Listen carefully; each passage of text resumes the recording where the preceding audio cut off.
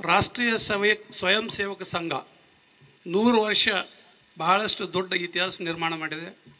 ಈ ಭಾರತ ದೇಶದಲ್ಲಿ ನಾವೆಲ್ಲ ಇಷ್ಟೊಂದು ಅಚ್ಚುಕಟ್ಟಾಗಿ ಉಳಿಬೇಕು, ನಾವು ಉಳಿದು ಇಲ್ಲಿವರೆಗೆ ನಾವು ಜೀವಂತವಾಗಿ ಇರಲಿಕ್ಕೆ ಕಾರಣನೇ RSS ಸಂಘ ಅಂತ ಹೇಳಕ್ಕೆ ನಾನು ಬಯಸ್ತೀನಿ. ನಾವೆಲ್ಲ ನಮ್ಮ ಹಿಂದೂ ಸಂಘಟನೆಗಳು ಮತ್ತು ನನ್ನೆಲ್ಲ ಅಣ್ಣ ತಮ್ಮಂದಿರು ಈ RSSನ ನಾವು ಎಲ್ಲಿವರೆಗೆ ನಾವು ಎಲ್ಲಿವರೆಗೆ ಮುಕ್ತಾಯ ಆಗಲ್ಲ ಅಂತಂದ್ರೆ ನಮ್ಮ ಭಾರತ ದೇಶದಲ್ಲಿರ್ತಕ್ಕಂಥ ಪ್ರತಿಯೊಬ್ಬರೂ ನಾವು ಭಾರತೀಯರು, ನಾವು ಹಿಂದೂಗಳು ಅನ್ನೋವರೆಗೆ ನಾವು ವಿಶ್ರಮಿಸೋದಕ್ಕೆ ಸಾಧ್ಯನೇ ಇಲ್ಲ ಅಂತ ನಾನು ಹೇಳ್ತೀನಿ.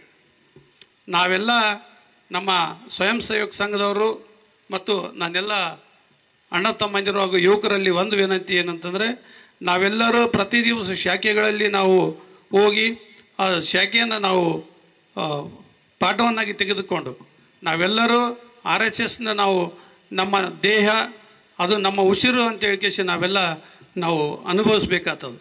ನಮ್ಮದು ಇನ್ನೊಂದು ಏನಂತಂದರೆ, ನಮ್ಮ ಭಾರತ ದೇಶದಲ್ಲಿ ಮೊಟ್ಟ ಮೊದಲನೇ ಬಾರಿಗೆ ಕೋರ್ಟ್ ಕಟಕಟೆ ಹತ್ತಿ ಪಥಸಂಚಲನವನ್ನು ಆರಂಭಿಸಿದ್ದು ನಮ್ಮ ಚಿತ್ತಾಪುರ ತಾಲೂಕದಲ್ಲಿ ಅಂತ ಅನ್ನಿಸ್ತದೆ ನನಗೆ.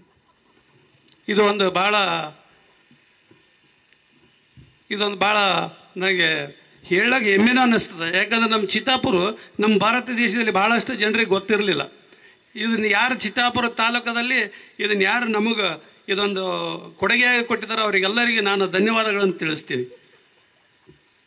ನಮ್ಮ ಸ್ವಯಂ ಸೇವಕ ಸಂಘದವ್ರದ್ದು ಭಾಳ ದೊಡ್ಡ ಕೆಲಸ ಏನಂತಂದ್ರೆ, ನಾವು ಸ್ವಯಂ ಸೇವಕ ಸಂಘದವರು ಯಾರು ಏನೋ ಅಪೇಕ್ಷೆ ಇಲ್ಲದೇನೆ ಜನರ ಕೆಲಸ ಮಾಡ್ತೀವಿ. ನಾವು ನಮಗೆ ಪಗಾರ ಇಲ್ಲ, ಏನಿಲ್ಲ, ಮನೆದು ಊಟ ಮಾಡಬೇಕು, ಜನರ ಜನರ ಸಲುವಾಗಿ ಸಹಕಾರ ನಾವು ಮಾಡಬೇಕು.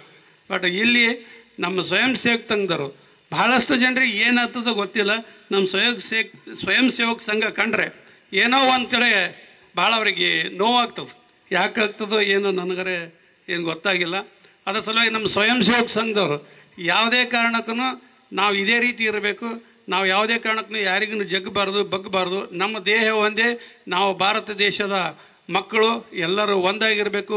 ನಾವೆಲ್ಲ ಹಿಂದೂ, ನಾವೆಲ್ಲ ಒಂದು ಅಂತೇಳಿ ನಾವೆಲ್ಲರೂ ಭಾವಿಸಬೇಕು ಅಂತೇಳಿ ನನಗೆ ಇಲ್ಲಿ ಮುಖ್ಯ ಅತಿಥಿಗಳಾಗಿ ಆಗಮಿಸಿ ನನ್ನನ್ನು ಮಾತನಾಡಲು ಅವಕಾಶ ಮಾಡಿಕೊಟ್ಟಂಥ ಎಲ್ಲ ನನ್ನ ಸಂಘದ ಹಿತೈಷಿಗಳಿಗೂ ಹಾಗೂ ತಾಯಂದರಿಗೆ ವಂದಿಸಿ ನನ್ನ 2 ಮಾತು ಮುಗಿಸ್ತೀನಿ. ಜೈ ಹಿಂದ್, ಜೈ ಕರ್ನಾಟಕ. ನ್ಯೂಸ್ ಫಸ್ಟ್, ನಿರ್ಭೀತಿಯಿಂದ ನಿಮ್ಮ ಪರವಾಗಿ.